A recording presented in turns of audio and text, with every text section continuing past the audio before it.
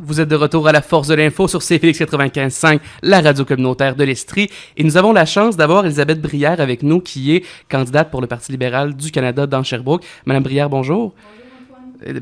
Ça va aller mieux si je rouvre votre micro. Merci beaucoup d'avoir accepté de nous donner l'entrevue aujourd'hui. On sait que vous avez un horaire extrêmement chargé. Je vais commencer donc tout de suite dans le feu de l'action, dans nos questions qu'on avait préparées. Oui. Pour les personnes qui vous connaissent moins, vous êtes notaire depuis 1991 et vous vous spécialisez en droit des personnes, en droit successoral et en droit immobilier. Vous êtes aussi chargé de cours à l'Université de Sherbrooke. Quel type de cours vous enseignez? Je présume que c'est relié au droit notarial. Oui, tout à fait. J'ai commencé à enseigner en 1995 ou 16 environ, avec le cours examen des titres. Un notaire, quand ça fait des transactions, achat, vente, hypothèque, on doit vérifier là, tous les titres des propriétaires antérieurs, les servitudes, les hypothèques. Alors, c'est ce cours-là que j'ai donné jusqu'à peu près en 2015 à la maîtrise en droit notarial. Puis, à un moment donné, s'est ajouté un cours de droit des personnes parce que j'ai orienté assez rapidement ma carrière vers les homologations de mandats, tutelles, curatelles, toutes les demandes à la Cour qui sont non contestées. Donc, on peut ajouter radiation judiciaire, demande en acquisition judiciaire du droit de propriété. Alors, les lundis, moi, je suis souvent au palais de justice avec les avocats. Mais moi, mes demandes aux juges sont pour aller chercher une autorisation, une approbation. Là, il n'y a pas de débat juridique à faire. Et justement, donc, vous vous spécialisez en droit de la personne.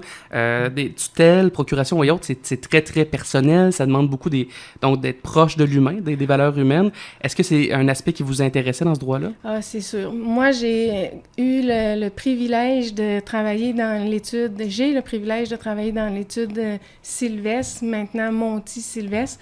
C'est mon beau-père, Jean Sylvestre, qui est notaire depuis toujours à Sherbrooke, qui a été un exemple de donner à la communauté, servir la communauté. Comme notaire, on est, oui, chanceux, on a fait des belles études, mais on peut être utile à ce niveau-là pour accompagner les gens, les conseiller. Puis c'est cet aspect-là de la carrière de notaire qui m'a rapidement interpellée. C'est drôle parce qu'au départ, je me dirigeais vers le droit des affaires. Puis je travaillais beaucoup avec François Sylvestre, là, notaire au bureau, puis mon conjoint. Puis à un certain moment donné, c'est tout naturellement que la charge de travail a fait que j'ai réorienté ça vers le droit des personnes. Puis ça a même fait que mes implications socio-communautaires sont allés dans cette direction-là. Justement, on va en parler de vos implications communautaires. Vous avez quand même un bon parcours, un CV chargeant en termes d'implication auprès d'organismes.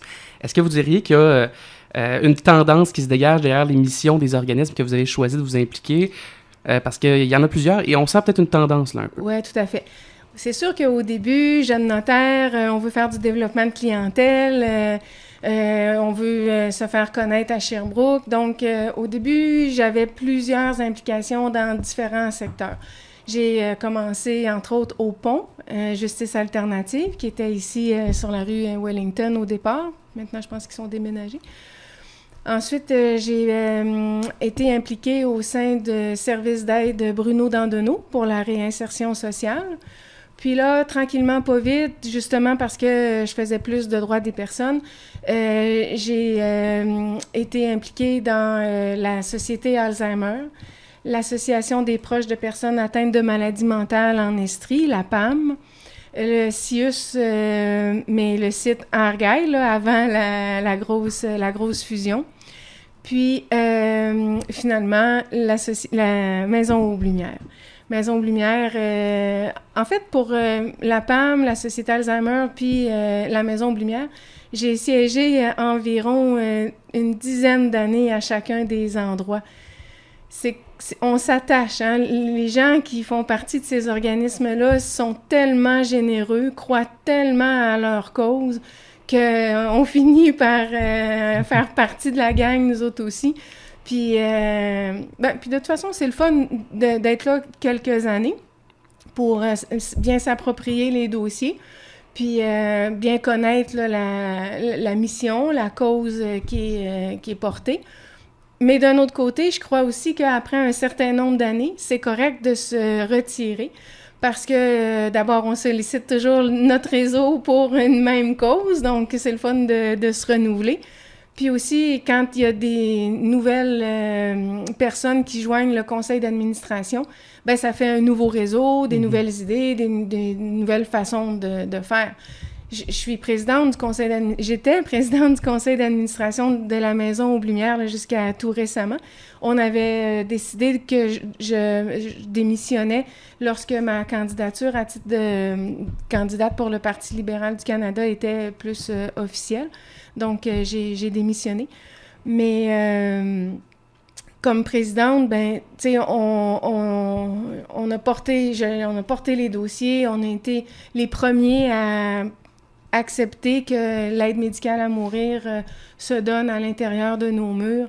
Donc, c'est très gratifiant, puis j'aime beaucoup aider dans la communauté. Ça demande un certain dévouement de soi parce que c'est pas des sujets nécessairement faciles là, quand on parle d'Alzheimer, quand on parle de maladies mentales, quand on parle aussi là, de Maisons aux Lumières qui sont des personnes en fin de vie très souvent.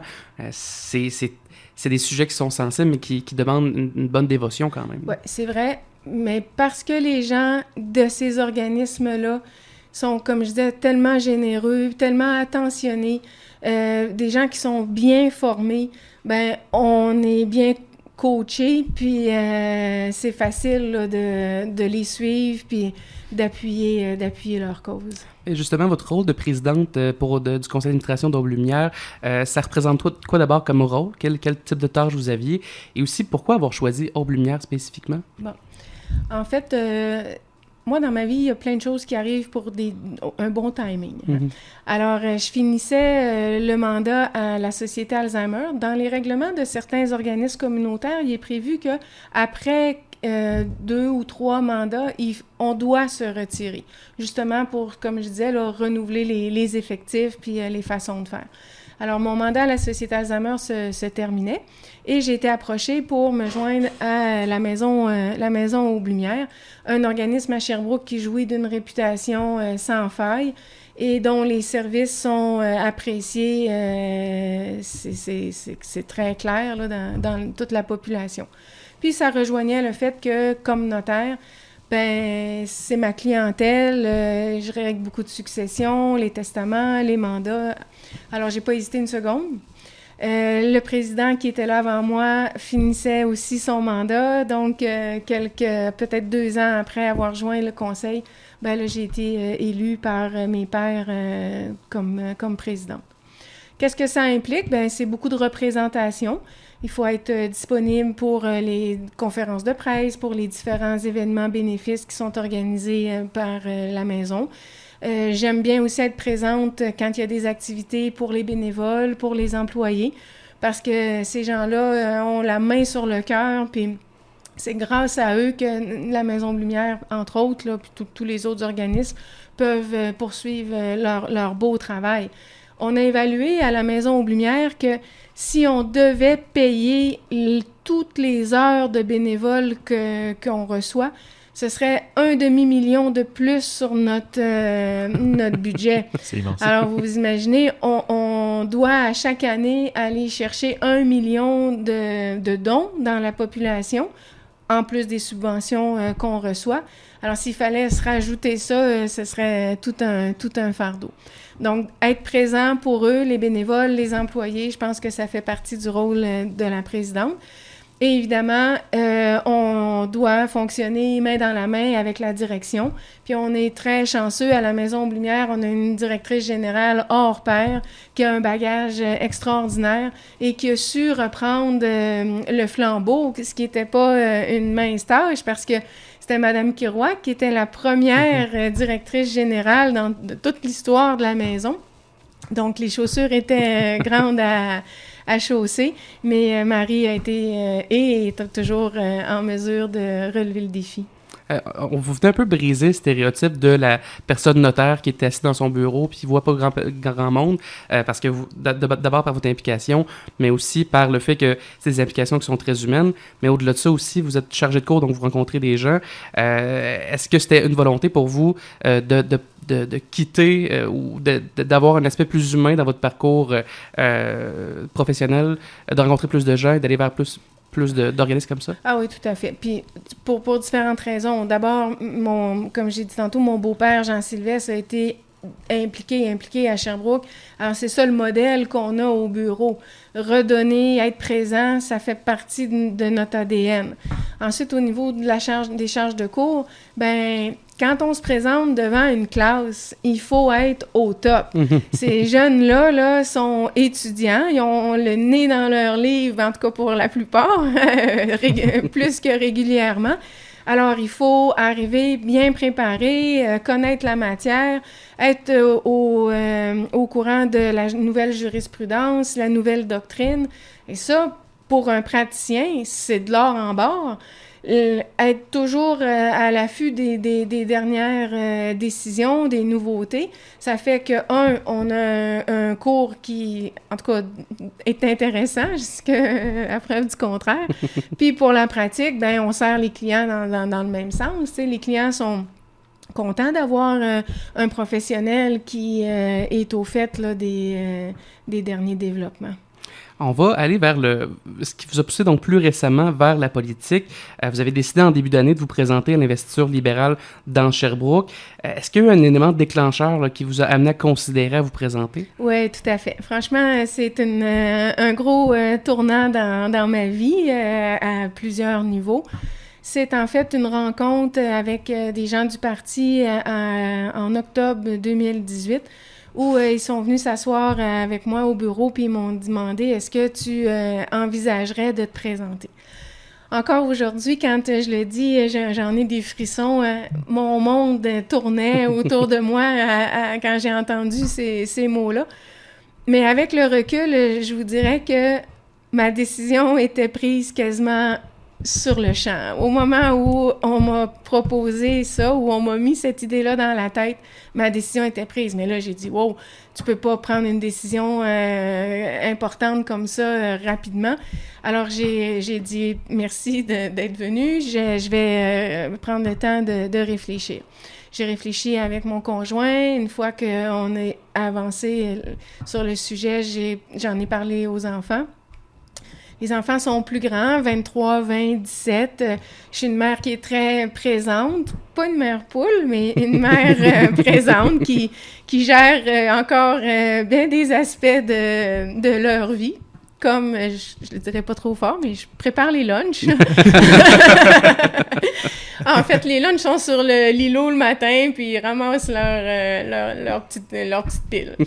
Mais alors, il va falloir que je travaille là-dessus, parce que... Donc, une fois que cette réflexion-là a été bien arrêtée, ben là, j'ai rappelé, puis j'ai dit, ouais, je suis prête à me lancer. C'est encore ici une question de timing. Je pense que à 51 ans, là où j'en suis dans ma carrière, là où j'en suis dans la vie familiale, avec les implications que j'ai eues, je suis quand même connue à Sherbrooke à différents niveaux. Donc, on dirait que tout se place pour que cette opportunité-là soit rendue possible. Puis je suis déterminée puis prête à relever le défi. Lorsqu'on vous a proposé donc cette idée-là de vous présenter pour le Parti libéral, est-ce qu'il y avait un enjeu à ce moment-là ou un sujet qui vous intéressait particulièrement qui vous a motivé à vous présenter au fédéral? Le fédéral, je pense que c'est parce que ce sont les prochaines élections. Encore une fois, tout est là pour dire oui, je m'en vais au fédéral. Les enjeux, certainement. Je veux dire, avec les garçons à la maison, les âges que j'ai donnés tantôt, on est en plein dans les préoccupations environnementales. Mm-hmm. Bon, il y en a qui disent, hein, c'est trop gros, on n'y arrivera jamais. Mais moi, je suis d'avis qu'il faut commencer par des petits gestes, chacun, chez nous, à la maison, dans nos bureaux, avec les amis. C'est comme ça qu'on va réussir à arriver à faire changer les choses, à faire avancer les choses. Récemment, vous l'avez certainement lu ou entendu, la famille de Windsor, là, les enfants, là, dans le cadre d'une journée entrepreneur, qui ont développé un collant qu'on peut mettre dans les vitrines. Bien ça, moi, des idées de même, je trouve ça extraordinaire. Extraordinaire. J'ai hâte de les rencontrer. J'aimerais ça les aider à développer leurs produits. Je me dis, c'est pas compliqué. Ça mobilise la population. On est tous capables d'ouvrir notre porte pour dire aux gens, venez remplir vos bouteilles chez nous. En fait, ça me fait penser aux fontaines publiques. Hein? Si vous avez déjà voyagé un peu en Europe particulièrement, il y en avait partout de ces fontaines-là, mais c'était là que les gens allaient puiser leur eau. Bon, là, on n'a plus de fontaine, ou à peu près plus, mais au moins, on peut entrer dans les commerces, dans les bureaux, puis remplir notre bouteille. Alors déjà, ça, c'est un petit geste qui va faire, je suis persuadée, ben des petits. Puis à la maison, ben tranquillement pas vite aussi, on adopte certaines pratiques. Les enfants m'ont amené à ne plus utiliser de saran wrap. Alors, j'ai les fameux saran wrap en cire d'abeille. Oui. Ah. Il n'y a plus de petits yogourts individuels. J'ai plus de boîte à boire non plus. Pour le démaquiller, les petits cotons là, ronds, maintenant, j'ai acheté à la boutique écolo en tissu. Je les lave, je les réutilise. Alors, il y a...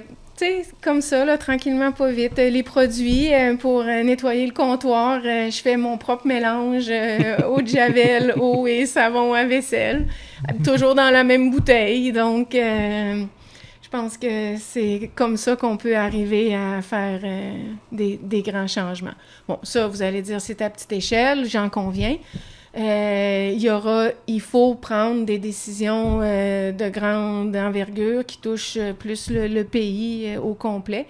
Ça ne pourra pas se faire en criant ciseaux, mais je pense que tout est en place pour amener les dirigeants, la population à suivre ce mouvement-là.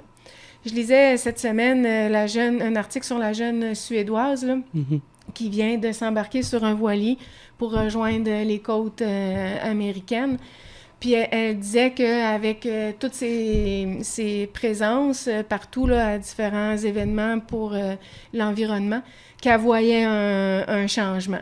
Est-ce que c'est suffisant pour voir vraiment une différence? Peut-être pas, mais je pense qu'on est sur la bonne voie. Donc, tant des initiatives qui sont la communauté qui s'autonomise dans cette idée-là, tant des initiatives individuelles qu'à plus large échelle gouvernementale. Ouais. C'est un peu ce que vous amenez. Est-ce que c'est important pour vous de vous présenter spécifiquement dans la région de Sherbrooke ou est-ce que ça aurait pu être une autre circonscription? Ah non, c'est sûr que c'est Sherbrooke. Moi, je suis arrivée ici, ça fait au-dessus de 30 ans maintenant. Je suis dans une famille qui est une des plus vieilles familles de Sherbrooke. J'ai vraiment adopté la région. Il y a tout à Sherbrooke. On peut faire du sport, la nature, on a des services, des restaurants. La brochette, l'offre de restaurants a explosé dans les dernières années. On n'a pas de problème de trafic, on n'a pas on n'est pas envahi par les cônes oranges. Donc, c'est un milieu de vie qui est extraordinaire. Puis on peut faire encore beaucoup pour développer notre belle circonscription. D'ailleurs, cette semaine, j'étais à un 5 à 7 pour la Jeune Chambre de commerce, puis je parlais avec le directeur général de l'endroit où on était. Et il me dit qu'à chaque automne, depuis quelques années, le tourisme asiatique à Sherbrooke est vraiment en hausse. Alors, c'est intéressant. On va chercher d'autres bassins de touristes. Un beau développement économique dans Sherbrooke. On n'a pas le choix de parler d'un sujet peut-être plus sensible. Comment vous avez réagi lorsque vous avez su que votre seul compétiteur à l'investiture, M. Edwin Moreno, n'avait pas obtenu son feu vert et donc était exclu par le Parti libéral du Canada de la course à l'investiture, vous désignant donc quasi automatiquement candidate dans Sherbrooke. Est-ce que vous étiez au courant de la décision qui allait être prise? Non, pas du tout.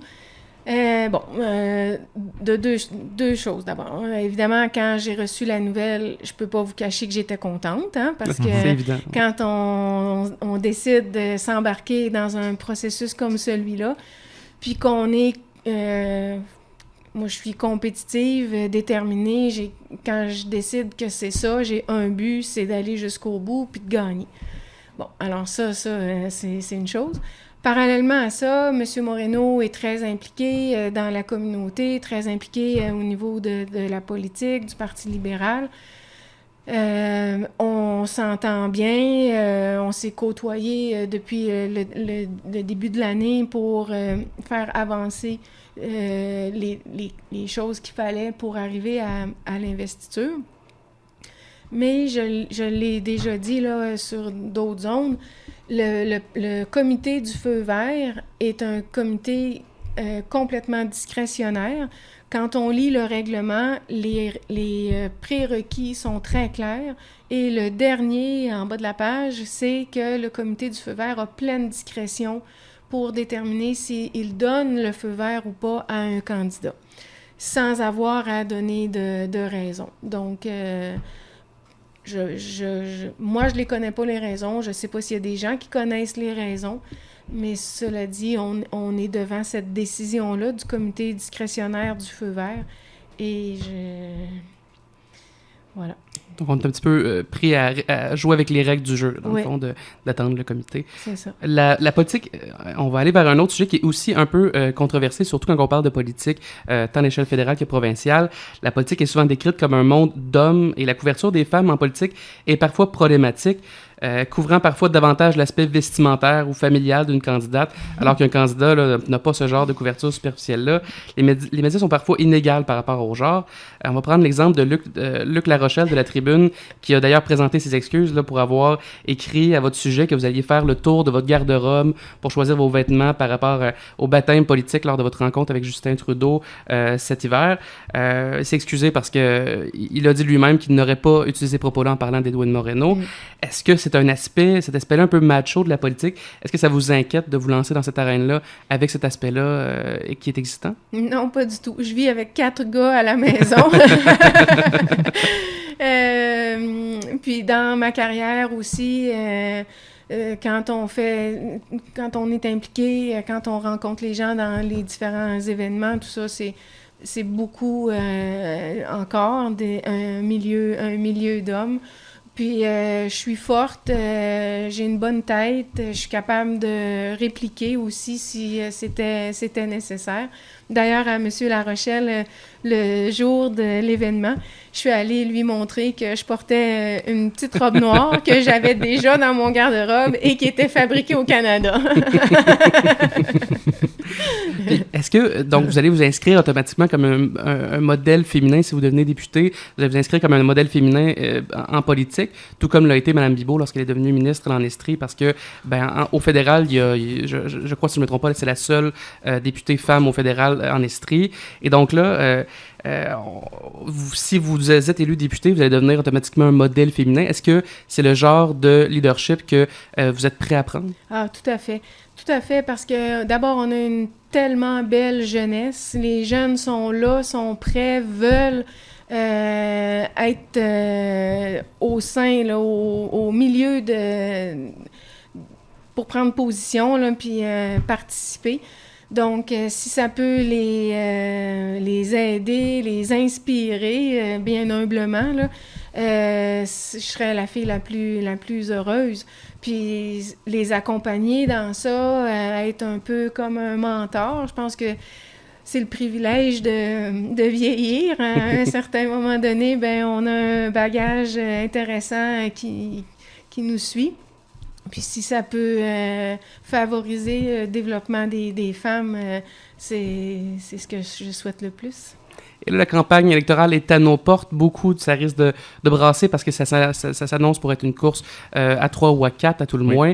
3 fortes candidatures quand même. Bon, au niveau du Parti libéral du Canada, c'est déjà décidé, mais Danny Sévigny est quand même un homme d'affaires bien établi qui est pour le Parti conservateur. Et M. Dussault, quand même député de 2 mandats dans Sherbrooke, ça risque d'être une campagne assez enlevante et assez intense, on le présume, au niveau politique. Est-ce que vous avez un enjeu électoral sur lequel vous allez plancher majoritairement durant la campagne électorale ou un enjeu qui va dynamiser votre campagne? Oui, c'est sûr qu'on a parlé tantôt d'environnement. Donc, je verrais ça, l'environnement, un peu comme l'enjeu là, qui va chapeauter la campagne. Ensuite, à Sherbrooke, il y a le logement social. Puis le logement social, de façon générale, le logement social pour les femmes. On sait que Sherbrooke est une des villes les plus sécuritaires pour les femmes. Alors, ce serait bien de continuer dans cette veine-là et de leur assurer aussi une amélioration. Donc, plus de logements, meilleur salaire. Le gouvernement fédéral a adopté l'allocation canadienne pour enfants, qui est très bien reçue, qui a sorti de la pauvreté plusieurs familles. Donc, il faut continuer dans ce sens-là. Ensuite, il y a l'immigration. On est dans un contexte de pénurie de main-d'œuvre. Encore cette semaine, dans la tribune, on lisait que des restaurants sont obligés de fermer. D'autres demandent que l'année scolaire, le calendrier scolaire soit modifié pour qu'ils puissent garder leur jeune main-d'œuvre. Encore hier, à un événement, là, les gens me disaient c'est réel et il faut être conscient que l'immigration est une solution à cette pénurie de main-d'œuvre-là. Aussi, il y a les infrastructures. Puis je dirais infrastructure, transport. Le gouvernement fédéral a versé 10 millions à Sherbrooke pour l'acquisition d'autobus verts. Alors, il faut aussi aller de l'avant et continuer dans ce sens-là. Je m'en venais tantôt en vélo pour l'entrevue, puis je voyais la pancarte devant la Société d'histoire. Donc, encore une bonne enveloppe là, qui a été versée pour rénover cette belle bâtisse-là. On a pas nos régiments, mais nos manèges militaires qui nécessitent eux aussi là, soit des rénovations ou peut-être un déménagement. Donc, ça, c'est concret, c'est à Sherbrooke, puis ça a toujours des conséquences positives sur tout le monde. Hein? Quand il y a de l'argent qui rentre dans la circonscription, quand on est capable de faire avancer des projets, c'est tout le monde qui en bénéficie. Je me pose la question parce qu'actuellement, on parle d'enjeux qui touchent Sherbrooke, qui sont tous des enjeux très intéressants. On présente souvent Sherbrooke aussi comme une ville étudiante.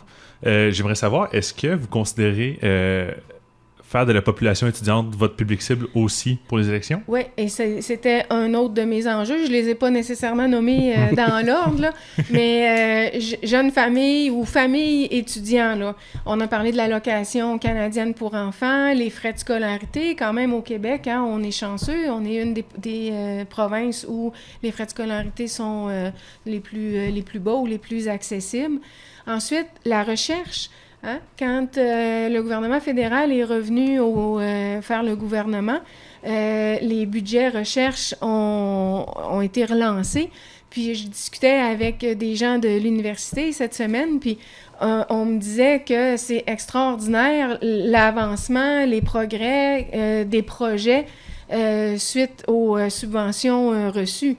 Et quand la recherche va bien à l'université, les étudiants en ressortent gagnants parce que eux autres aussi, là, c'est les prochains à suivre les traces là, pour les projets de recherche. Et aussi, quand les projets de recherche aboutissent, on fait un cercle. Ça améliore les possibilités d'emploi. C'est des entreprises qui peuvent ouvrir, qui peuvent développer d'autres services. Donc, les étudiants vont avoir une job à Sherbrooke parce que ça, c'est une préoccupation. Garder notre monde ici, à Sherbrooke, arrêter que les gens s'en aillent dans les grands centres puis qu'on perde toute cette belle aide-là. Vous avez parlé du manège militaire. C'est un sujet, effectivement, qui a fait beaucoup couler d'encre dans les médias dans les dernières années. C'est un sujet que vous connaissez bien parce que ça touche, entre autres, votre famille. Est-ce que vous pouvez nous parler un peu du lien que vous avez spécial avec les manèges militaires et nos réservistes? Oui, en fait, François Sylvestre, mon conjoint, est colonel honoraire du régiment des hussards de Sherbrooke. Et ça, c'est une implication vraiment là, qui est venu le chercher. Depuis qu'il a ce poste-là, il se découvre une ferveur pour le côté militaire. Il aime accompagner les jeunes soldats. Il est là pour les écouter, entendre leurs questions. Puis aussi, faire en sorte que notre armée soit prête, présente. On a actuellement plus une mission d'aide, hein, ce qui est très bien, très favorable. Et depuis à peu près 1 an ou bientôt 1 an, Louis, mon plus jeune, est réserviste pour les hussards. Donc, il a passé l'été à Valcartier en entraînement. Puis lui aussi, là, découvre toutes les possibilités, puis l'engagement qui développe là, chez ces jeunes-là. Donc, un lien particulier, justement, tant avec les hussards que les différents manèges militaires et les régiments qu'on a à Sherbrooke. On va aller vers des enjeux qui sont peut-être plus complexes ou controversés dans Sherbrooke. Certains enjeux liés au transport, entre autres, ont pris beaucoup de place médiatique dans la région. Quelle est votre position quant au train de passagers Montréal-Sherbrooke? Est-ce que vous pensez que c'est un projet qui est viable à long terme? Bien, je pense en tout cas que ça prend quelque chose pour rendre Sherbrooke plus accessible, plus ouverte. Hein? Tantôt, j'ai parlé de tourisme asiatique, le tourisme européen. Ces gens-là sont habitués de voyager en train. Alors, c'est sûr que si on leur offrait cette facilité-là, ça serait une façon de les amener probablement plus chez nous. L'autre chose aussi, c'est on a parlé d'environnement tantôt. Bien, prendre sa voiture tout seul pour aller à une réunion à Montréal, c'est pas gagnant. Si on était capable d'avoir un transport qui nous amène facilement, sans trop perdre de temps à Montréal, ben ça aussi, ça serait bien intéressant. Le train, l'avion, c'est sûr que c'est des choses qu'il faut continuer d'évaluer. Une chose est certaine, c'est que moi, j'aimerais bien que ce dossier-là se conclue. Mm-hmm. Donc, on en a beaucoup parlé, on en parle encore. J'ai pour mon dire que quand un dossier prend beaucoup de temps à se régler, ça veut dire quelque chose aussi. Alors, ça va être un dossier intéressant à observer. Le temps file extrêmement vite, mais je vais vous laisser sur une dernière question. Si les auditeurs, auditrices qui se posent, qui se demandent encore, qui essaient de déterminer qui vous êtes, qu'est-ce qui devrait ressortir de vous comme candidate? Ben, je suis quelqu'un, en tout cas, comme j'ai dit, de très déterminé. Je suis très disponible. J'ai beaucoup d'énergie. Je pense que je sais m'entourer aussi d'une bonne équipe. Puis, le fait d'avoir toujours été dans ma carrière là pour accompagner les gens, les écouter, les conseiller, ben c'est sûr que ça fait partie de moi. Puis c'est comme ça que je vais vouloir continuer d'aider pour Sherbrooke. Madame Brière, merci beaucoup d'avoir accepté de donner cette entrevue-là. C'était très, très intéressant.